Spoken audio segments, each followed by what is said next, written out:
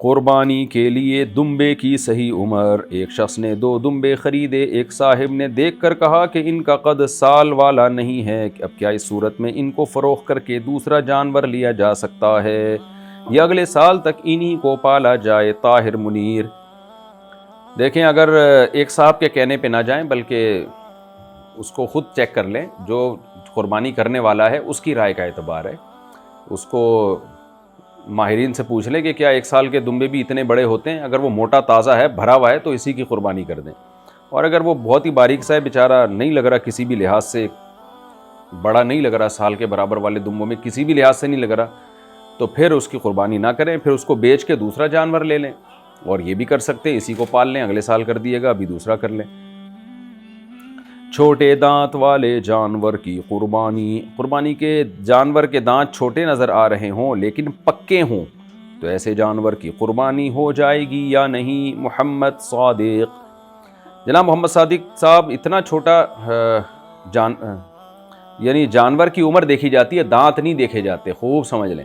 دانت تو ایک ظاہری علامت ہے، کیونکہ پتہ نہیں ہوتا بیوپاری سچ بول رہا ہے جھوٹ بول رہا ہے، تو اصل میں یہ دیکھا جائے گا کہ بکرا پچھلے سال بقرعید سے پہلے پیدا ہو گیا ہو، یا اگر بقرعید والے دن پیدا ہوا تو پھر جس وقت پیدا ہوا ہے نا، اس وقت بقرعید کا دن گزرنے کے ٹائم گزرنے کے بعد کر سکتے ہیں۔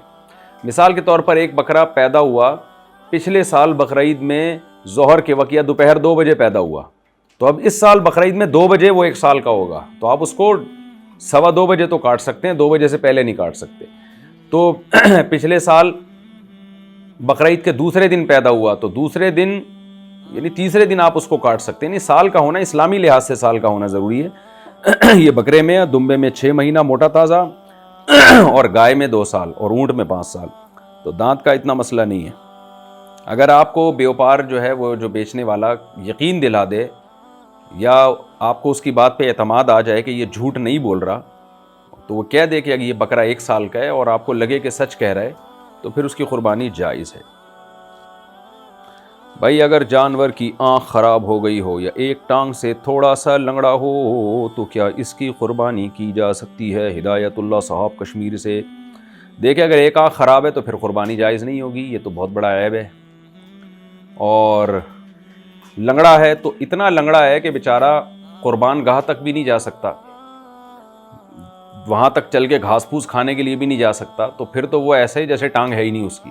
لیکن اگر چل پھر رہا ہے لنگڑا ہونے کے باوجود، تو پھر اس کی قربانی جائز ہے۔